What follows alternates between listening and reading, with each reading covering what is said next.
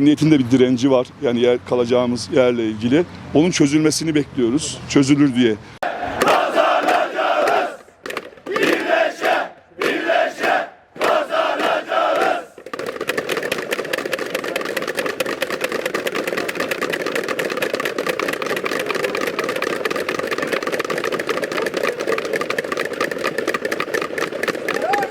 Birleşsin Ankara, birleşsin. Vur, vur, birleşsin Ankara, birleşsin.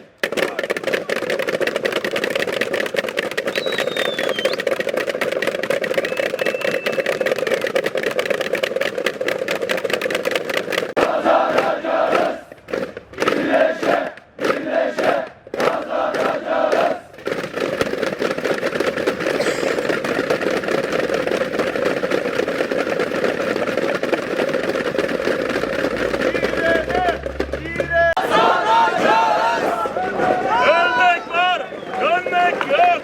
Ölmek var, dönmek yok. Ölmek var, dönmek yok.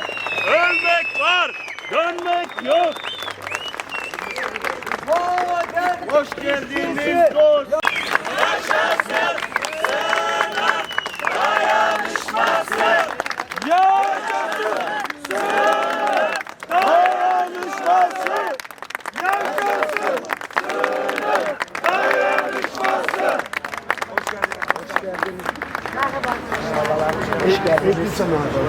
Kes. Sizi saygıya davet ediyorum abi.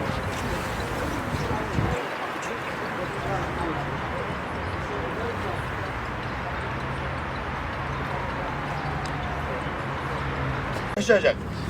Madenciye atılan tekmeyi unutmadık. Madenciye atılan tekmeyi unutmadık. Madenciye atılan tekmeyi unutmadık. Otobüsleriyle çevrildi. İçeriye karton, yani betonun üzerine oturacağımız bir karton, üstümüze alacağımız bir battaniye verilmedi.